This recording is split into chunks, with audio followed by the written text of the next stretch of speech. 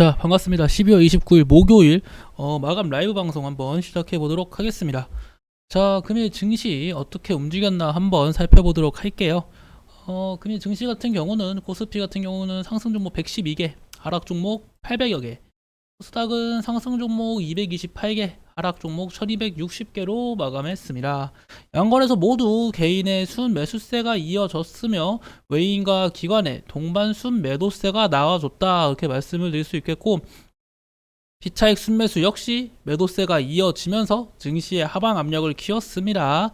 자, 그러한 가운데 금일 코스피는 마이너스 1.93, 코스닥은 마이너스 1.89%로 약세가 확실히 나와준 모습입니다. 금일 증시의 움직임을 조금 더 자세히 살펴보도록 할게요. 코스피 같은 경우는 개파락으로 시작하고 조금씩 밀리는 모습이 포착되었습니다. 좀 밀리고 박스, 그쵸? 개파락 유지해주나 싶더니 밀리고, 상승 나와주나 싶더니 밀리고, 박스 나와주나 싶더니 밀리고, 그쵸? 박스 나와주나 싶더니 밀리고, 이런 식의 지속적인 움직임이 나와줬고, 코스닥은 좀 가파르게 약세가 나와줬습니다. 가파른 약세가 나온 만큼 좀 가파르게 상승세가 나오나 싶었음에도 불구하고 강세가 나와주지 못하고 다소 제한적인 움직임이 나와줬습니다. 자, 금일 코스피와 코스닥은 어쨌거나 쭉쭉 약세가 나와주면서 이제는 코스피는 사실상 2200포인트를 눈앞에 두고 있는 상황입니다. 그쵸? 그리고 코스닥 역시 추가적인 약세가 이어지며 한 672포인트 이 부분까지 또 약세가 나와주고 있는 상황인데, 국내 증시의 약세가 언제까지 이어질까라고 한번 물어보신다면은 일단 애매한 경향이 있어요. 하나씩 말씀드리겠습니다. 일단 금일 약세가 나와준 원인은 뭐겠습니까?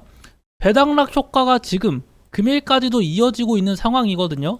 자, 코스피를 먼저 볼게요. 코스피는 전거래일 개인의 강한 순매수세 속에 외인과 기관의 동반 순매도세가 나왔고, 금일 역시도 같은 수급이 이어지고 있었습니다. 제가 말씀드렸죠. 아직까지 이런 배당락에 대한 그 재료 소멸이 나온 것이 아니다. 어제로 인해서 이제는 확실히 상승 모멘텀이 나온다? 그렇게 볼 근거가 없다고 말씀을 드렸어요. 근거가 있다면 제가 어제 저점이니까 매수 신호를 주고 새로운 종목을 매수했겠지만, 그렇지 않았던 이유가 뭡니까? 저점이라는 증거가 뭐가 있냐? 이거예요. 코스피뿐만 아니라 코스닥 역시 같은 흐름이 이어지고 있다는 거 기억해 주시고요. 자, 그러면 어떻게 대처를 할 수 있을까요? 첫 번째, 증시의 하방 라인이 열려 있다는 것을 인정해야 됩니다. 저는 이제는 2200포인트는 한번 찍고 내려올 수도 있겠다라는 생각을 합니다. 2200포인트를 깬다는 것은 사실상 지난 최저점인 2134포인트까지, 그렇죠? 지난 신저가까지 내려가겠다는 건데, 그건 쉽지 않고, 아무튼 2200포인트를 한 차례 깨고 내려올 수가 있다.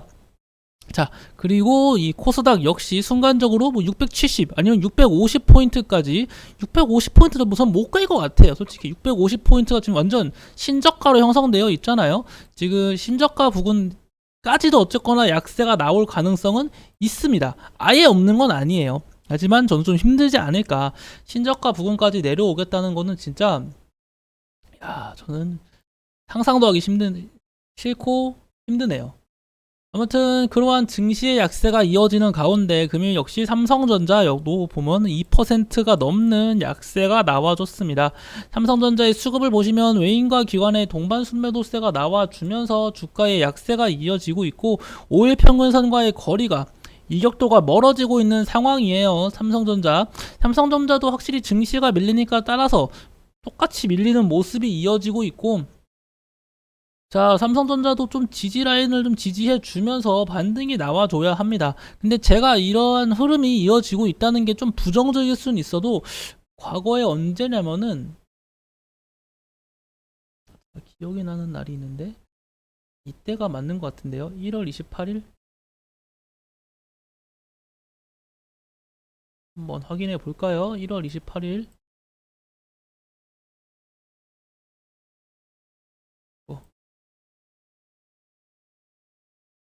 1월 28일. 분봉이 이날이 아닌데 잠깐만요. 제가 이 기억하는 날이 하나 있거든요. 최근 국내 증시에서 쭉 밀렸다가 장 후반으로 가니까 완전히 그냥 끌어올린 날이 있어요. 증시가 지속적인 약세가 나와주다가 갑자기 증시에 반전이 나와준 적이 있거든요. 언제였더라? 고점 찍고 내려온 다음이었습니다. 한번 해볼게요. 제가 기억이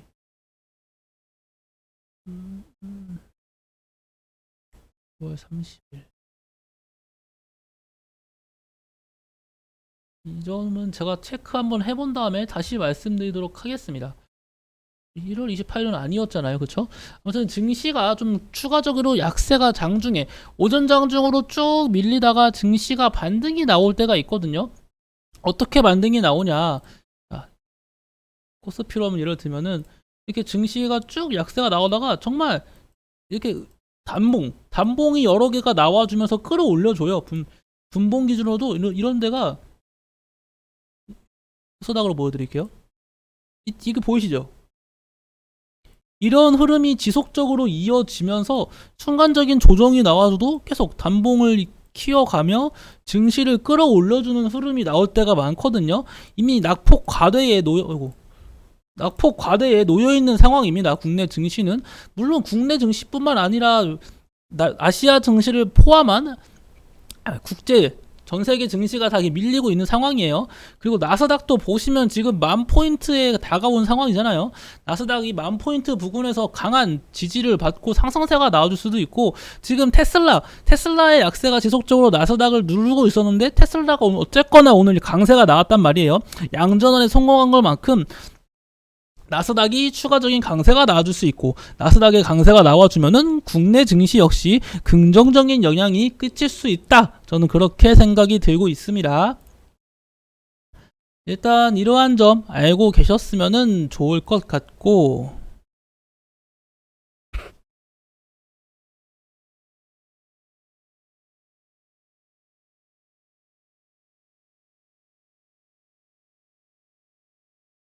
자, 저 금일 증시에 어떠한 이슈가 있었는지 한번 더 확인해 보도록 하겠습니다. 자, 젤렌스키 글로벌 자산 운용사 블랙록 대표와 우크라이나 재건을 논의했다. 내년은 중요한 해다. 전후 복금 재건 기금의 준비에 협력을 한다. 제가 이제 이거 말씀을 드렸죠. 우크라이나 재건 관련 이슈가 내년이 되면은, 지금 미국은 지속적으로 우크라이나를 지금 지원하고 있긴 하지만 언제까지 지원을 할 수 있을지도 물론 계속 하겠지만요. 지금 같은 지원, EU를 비롯한 미국이 계속 할 수 있을까요? 지금 미국이나 유럽이나 지금 경기가 좋은 게 아니에요. 여러분도 아시다시피 경기 침체 우려가 지속적으로 부각되고 있는데 우리도 못 살겠는데 지금 뭐 우크라이나를 도와주고 이럴 때가 어디 있습니까? 그렇죠? 그리고 지금 하원은 이미 미국은 공화당이 승리한 상황인데, 그렇다는 것은 공화당은 어쨌거나 우크라이나 재건보다 자국민 우선주의가 강한 당이잖아요. 그런 걸 고려한다면은 이 우크라이나 재건 관련, 우크라이나에 대한 지원이 지금보다 약해질 가능성이 있고, 우크라이나에 대한 지원이 지금보다 약해진다면은 우크라이나는 어쨌거나 러시아와의 협상에서 좋으나 싫으나 아무튼 지원이 줄어드니까요. 러시아의 요구대로 조금, 물론 러시아가 100% 요구안을 받아들이지 않겠지만 러시아가 어쨌거나 요구하는 폭을 일부분 인정할 수가 있고, 그러면 종전으로 갈 수 있는 길이다. 저는 생각을 하거든요. 자주 말씀드렸죠. 종전으로 가는 길은 우크라이나 입장에서는 아쉬울 수 있지만 우크라이나가 양보할 수밖에 없습니다. 우크라이나가 양보하지 않고서는 종전으로 가긴 쉽지 않아요. 우크라이나가 양보하는 것이 가장 빠른 종전으로 가는 길인 만큼 내년에 만약에 정말 지속적으로 이렇게 투자하는 것이 줄어든다면은 글쎄요, 정말 종전이 우크라이나가 양보를 하게 될지 한번 체크해 보도록 하겠습니다.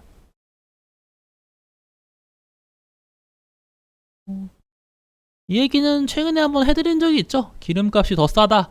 유럽에서는 전기차 탈 이유가 사라지고 있다. 2030년에 이제 전기차 사용 비중 전망이 원래 70% 정도까지 갔었는데 그 전망이 확실히 줄었죠. 한 40%였나요? 30% 가까이 줄어든 걸로 기억하고 있습니다. 그 이유는 여전히 인프라 구축도 힘들고 기름이 더 싸다고 이러고 있는데 누가 과연 전기차를 살까요? 전기차는 아직까지 멀었습니다. 하지만 또 한번 생각해보세요. 전기차가 이렇게 멀었는데 수소차는 얼마나 더 멀었겠어요? 이해하시죠? 전기차도 아직 멀었어요. 근데 수소차는 어떻게 했습니까? 제가 그래서 수소차를 계속해서 말씀드리는 이유가 아직까지는 좀 멀었다.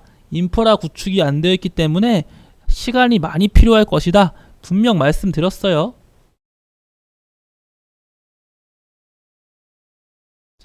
그리고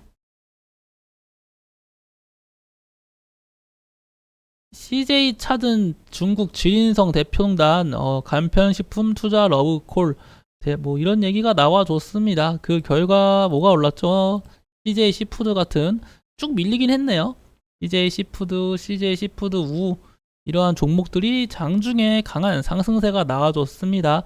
거의 정말 상한가를 칠 것 같은 기세로 강세가 나와줬으나 이러한 이슈되고 순간적인 급등만 나왔을 뿐이지 증시가 안 좋다 보니 쭉 밀리는 모습이에요. 이러다 보니까 증시가 안 좋으면은 좀 방망이를 짧게 잡고 빠르게 수익 실현하는 모습이 나쁘지 않다 이렇게 생각이 들고요. 자, 그리고 마오타이즈보다 탐난다. 팍스로이드 사모으는 중국 부자들. 팍스로이드 이슈가 있으면 뭘 보라고 했죠? 자, KPX 생명과학 보라고 했어요. 화이자 관련주 체크하시되 화이자 관련주 중에서도 가장 대장주인 KPX 생명과학을 보셔야 한다고 말씀을 드렸습니다. 그래서 오늘 이와 같은 이슈 속에 KPX 생명과학이 장중에 크게 강세가 나와준 모습입니다.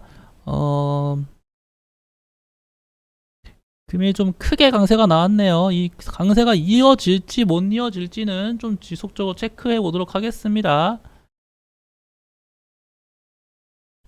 자, 한국판 나사 우주청 내년을 출범한다. 전략기술 5년간 25조를 투자하겠다. 이와 같은 얘기도 있습니다.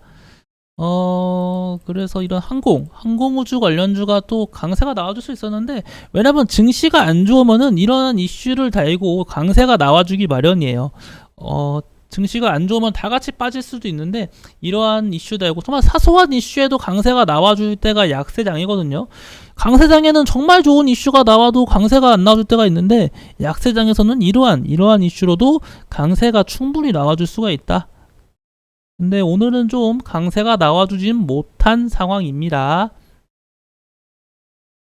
자, 그리고 중국에서 한국 돌아오면은 모두 코로나 검사를 받아야 된다는 얘기가 있습니다.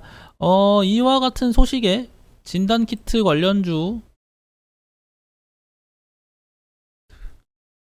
진단키트 관련주 한번 체크해 보시길 권유드렸죠. 하지만 이 이슈도 역시 증시의 하방 압력을 키워내지 못했다. 그리고 코로나 진단키트 관련주는 코로나19 관련주 중에서도 진짜 가장 많이 해먹은 종목이에요. 다른 코로나19 관련주들도 대시세가 나오고 진짜 엄청 많이 해먹었는데, 이 진단키트 관련주는 특히나 다른 코로나19 관련주보다도 특히나 많이 해먹은 종목이다. 그거를 알고 계시면 좋을 것 같습니다.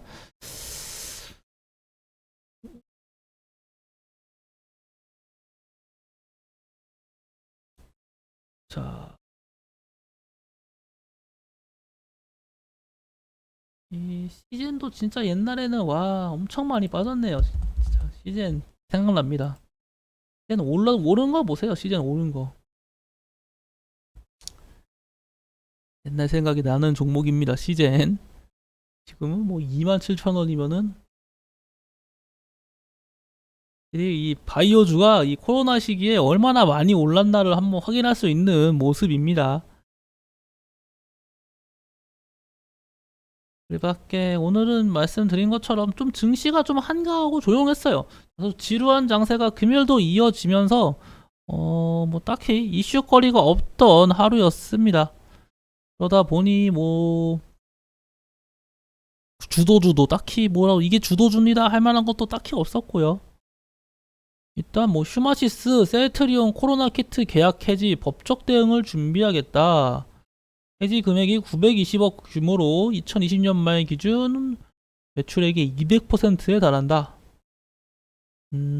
지난 1월에 환율 1366억 원으로 음, 뭐 이거 관련 어떻게 될지 모르겠으나 그쵸? 주마시스 주마시스가 좀 크게 밀리고 있고 셀트리온도 밀렸네요. 그래서 이 슈마시스가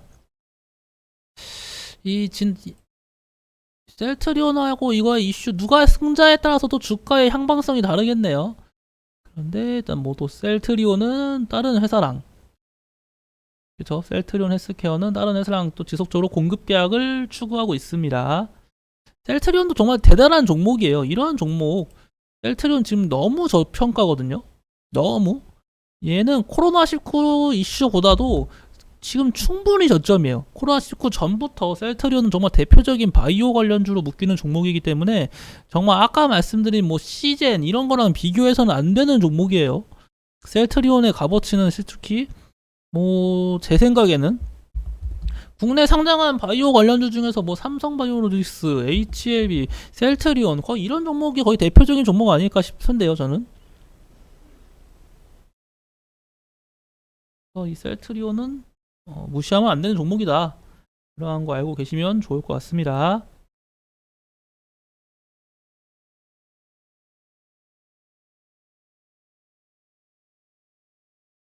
음,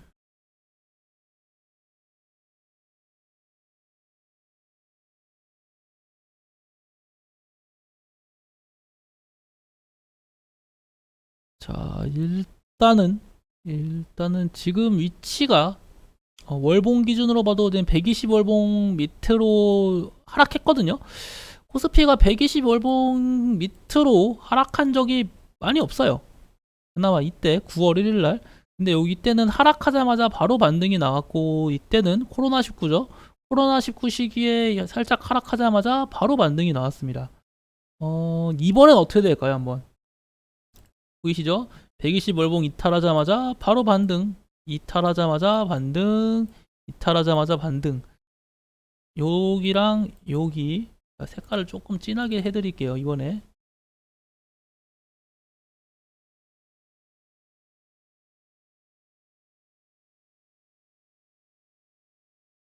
체크해 보세요. 이 120 기준 120월봉을 지금 이탈한 뒤에는 지속적으로는 강세가 나와줬다.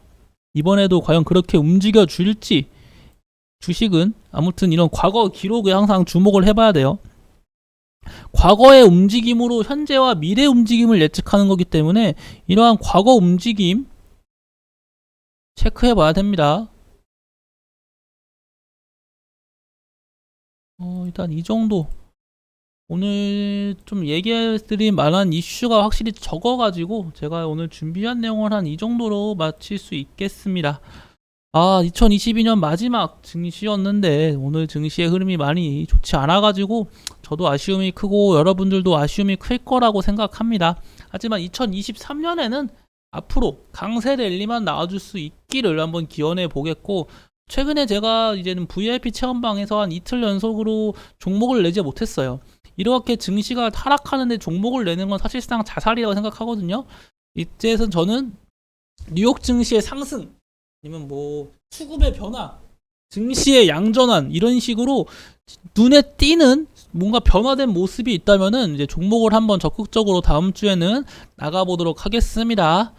자, 오늘도 고생 많으셨고 저는 내년에 다시 한번 찾아뵙도록 하겠습니다. 내년이죠? 1월 2일이면은 다음 주 월요일 날 다시 한번 찾아뵙도록 하겠습니다. 새해 복 많이 받으시고 다음 주에 건강한 모습으로 다시 뵙도록 할게요. 감사합니다.